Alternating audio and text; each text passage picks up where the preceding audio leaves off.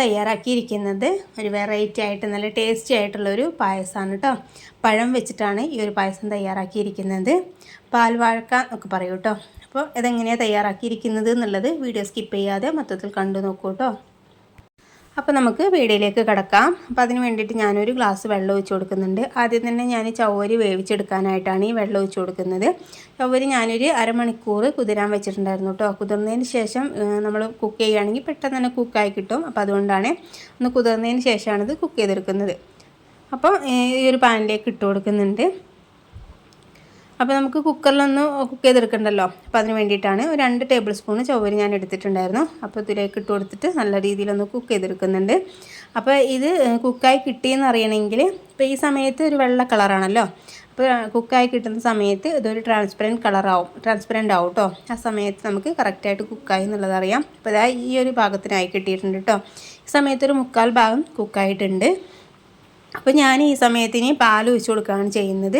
1/2 litre പാൽ ഇതിലേക്ക് ഒഴിച്ച് കൊടുക്കുന്നുണ്ട്. അപ്പോൾ നിങ്ങൾ ചെയ്യുന്ന സമയത്ത് നല്ല രീതിയിൽ കുക്കായി കിട്ടണം എന്നുള്ളവരാണെങ്കിൽ ഈ സമയത്ത് തന്നെ ഒഴിച്ച് കൊടുക്കാം. അല്ലെങ്കിൽ നമ്മൾ പായസം കുടിക്കുന്ന സമയത്ത് കടിക്കാൻ കിട്ടണം എന്നുള്ളവരൊക്കെ ആണെങ്കിൽ ഈ സമയത്ത് ഒന്ന് ചവ്വരിയൊക്കെ മാറ്റി കൊടുക്കുന്നതായിരിക്കും നല്ലത് കേട്ടോ. അത് ഈ പാനിൽ നിന്ന് മാറ്റിയ ശേഷം ഇതുപോലെ പാലൊന്ന് തിളപ്പിച്ചെടുത്താൽ മതി. അല്ലെങ്കിൽ പാലും നമ്മൾ കായൊക്കെ കുക്കായുന്ന സമയത്ത് നല്ല രീതിയിൽ കുക്കായി കിട്ടും. അപ്പോൾ ഞാനിത് മൊത്തത്തിൽ നല്ല രീതിയിൽ കുക്കായി കിട്ടാൻ വേണ്ടിയിട്ടാണ് ഇട്ട് കൊടുത്തിരിക്കുന്നത്. അപ്പോൾ അത് ചൂടായി വരുന്ന സമയം കൊണ്ട് ഇതിലേക്ക് നമ്മൾ കാഷ്യൂട്ടും കിസ്മിസും ഒന്ന് വറുത്തെടുക്കണം. അപ്പോൾ അതിന് വേണ്ടിയിട്ട് ഒരു ടേബിൾ സ്പൂണ് നെയ്യ് ഒഴിച്ച് കൊടുത്തിട്ടുണ്ട്. അതിലേക്ക് കുറച്ച് കാഷ്യൂ ഇട്ട് കൊടുത്തിട്ട് അതിൽ തന്നെ ഞാൻ കിസ്മിസും കൂടി ഇട്ട് കൊടുക്കുന്നുണ്ട് കേട്ടോ. രണ്ടും നല്ല രീതിയിലൊന്ന് റോസ്റ്റ് ചെയ്തെടുക്കുന്നുണ്ട്. അപ്പോൾ ഇതിൽ നിന്ന് മാറ്റിയെടുക്കാം കേട്ടോ. ഈ സമയത്താണ് ഞാൻ മാറ്റിയെടുക്കുന്നത്. അപ്പോൾ കാഷ്യൂ ഒരു ജസ്റ്റ് ഒന്ന് കളർ മാറുന്ന സമയത്ത് കിസ്മിസ് ഇട്ട് കൊടുത്താൽ മതി. അപ്പം ഒട്ടും തന്നെ കരിയാതെ നമുക്ക് കിട്ടിക്കോളും. അപ്പോൾ ഈ ഒരു നെയ്യിൽ തന്നെയാണ് ഞാൻ പഴം ഒന്ന് വാട്ടിയെടുക്കുന്നത്. അപ്പോൾ അതിന് വേണ്ടിയിട്ട് ഞാൻ 2 ഏത്തപ്പഴം എടുത്തിട്ടുണ്ട്. അത് ഇതുപോലെ ഒന്ന് കട്ട് ചെയ്തിട്ട് ഇട്ട് കൊടുക്കുന്നുണ്ട്. പഴം എടുക്കുന്ന സമയത്ത് ഒരുപാട് പഴുത്ത് പോകരുത് കേട്ടോ. പഴുത്ത് പോയിട്ടുണ്ടെങ്കിൽ കറക്റ്റായിട്ട് നമുക്ക് കിട്ടില്ല. പിന്നെ നമ്മൾ ഉന്നക്കായ്ക്കൊക്കെ എടുക്കുന്ന പഴം ഉണ്ടല്ലോ, ആ ഒരു പാകത്തിന് പഴുപ്പുണ്ടായാൽ മതി. അപ്പോൾ കറക്റ്റായിട്ട് കിട്ടിക്കോളും. നല്ല നെയ്യിലതൊന്ന് വറുത്തെടുക്കുന്നുണ്ട്. ഒന്ന് വഴറ്റിയെടുക്കുക കേട്ടോ. ഒരുപാട് നേരം നമുക്ക് കുക്ക് ചെയ്ത് കിട്ടുമൊന്നും വേണ്ട. ഇതിൽ നെയ്യിലൊന്ന് നല്ല രീതിയിലൊന്ന് പിടിച്ച് കിട്ടാൻ വേണ്ടിയിട്ടാണ്. ഈ പഴത്തിൻ്റെ എല്ലാ ഭാഗത്തേക്കും നെയ്യൊക്കെ ഒന്ന് പിടിച്ചിട്ട് നല്ലൊരു സോഫ്റ്റായി കിട്ടിക്കോളും. അപ്പോൾ ഇതാ ഈ ഒരു പാകത്തിനായി കിട്ടിയിട്ടുണ്ട് കേട്ടോ. ഇത്രയും മതി. ഇനി നമുക്ക് ഈ സമയത്ത് പാലിലേക്ക് ഇട്ട് കൊടുക്കുകയാണ് ചെയ്യുന്നത് കേട്ടോ. അപ്പോൾ ഞാൻ പറഞ്ഞല്ലോ, ഈ പഴം ഒന്നിനി കുക്കായി കിട്ടണം. ഈ സമയത്ത് കുക്കായിട്ടില്ല. അപ്പോൾ നമുക്ക് ഈ പാൽ കിടന്നിട്ടാണ് ഈ പഴവും ഒക്കെ ഒന്ന് കുക്കായി കിട്ടേണ്ടത്. ഈ സമയത്ത് തന്നെ നമുക്ക് ചവ്വരിയൊക്കെ നല്ല രീതിയിൽ കുക്കായി കിട്ടിയിട്ടുണ്ടായിരുന്നു കേട്ടോ. ഇപ്പോൾ നല്ല രീതിയിൽ പാലൊക്കെ തിളച്ച് വന്നിട്ടുണ്ട്. ചവ്വരിയൊക്കെ നല്ല കറക്റ്റായിട്ട് കുക്കായി കിട്ടിയിട്ടുണ്ട് കേട്ടോ.